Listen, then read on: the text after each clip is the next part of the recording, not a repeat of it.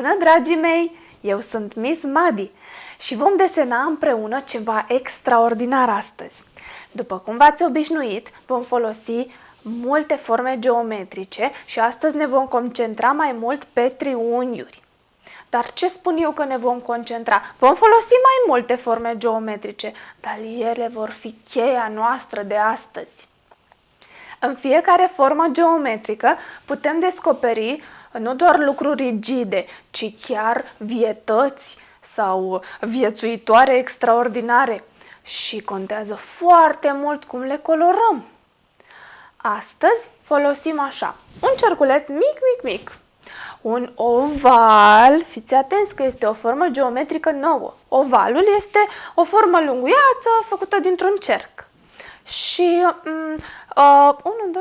4 triunghiuri. Vreți să începem?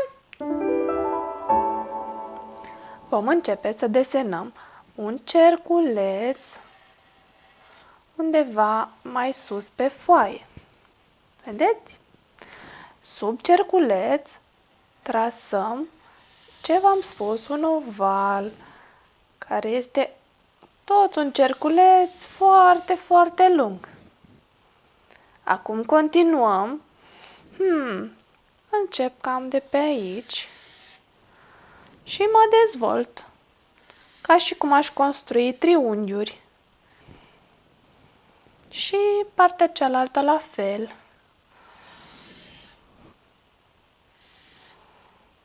Cam așa. Observați că am făcut triunghiurile puțin ondulate. Astfel, aș dori să pară ceva viu. Ați ghicit despre ce e vorba? Este un fluturaș. Va deveni un fluturaș superb, frumos colorat. Vreți să-l completăm? Închidem triunghiul cu o linie ondulată. Așa. Și acum putem să-i facem model. Îmi doresc să-i fac 2 cerculețe pe fiecare aripă și să dublez o parte din fiecare aripă. Este doar o variantă de model. Voi puteți să-i faceți ce model doriți. Și acum îl voi colora.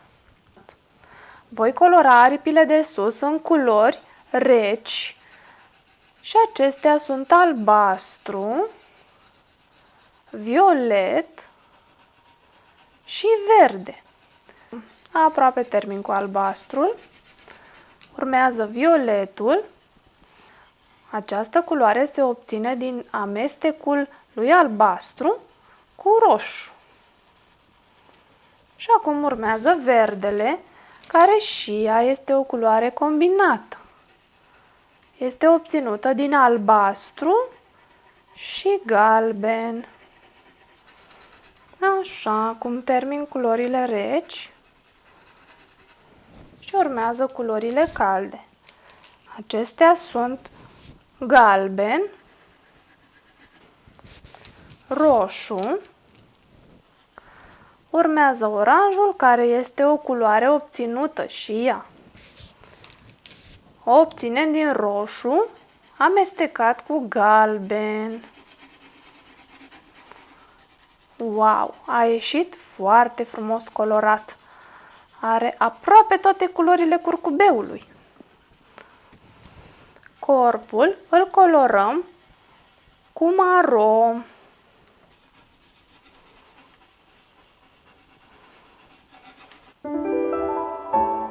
Am desenat și pe partea cealaltă exact cu aceleași culori și am adăugat 2 antenuțe. Pentru inspirație v-am pregătit mai mulți fluturi colorați cu mai multe modele. Pentru că a fost un subiect foarte interesant pentru mine, am căutat într-o enciclopedie pentru copii câteva informații. Am aflat că în Brazilia se află cea mai mare pădure din lume. Este traversată de uriașul fluviu Amazon și se numește chiar pădurea amazoniană. Aici trăiesc cele mai multe specii de fluturi. Acolo sunt cei mai colorați și interesanți fluturi din lume. Data viitoare ne vom întâlni din nou cu alt subiect interesant. Cred că de-abia așteptați! Pe data viitoare, vă pup!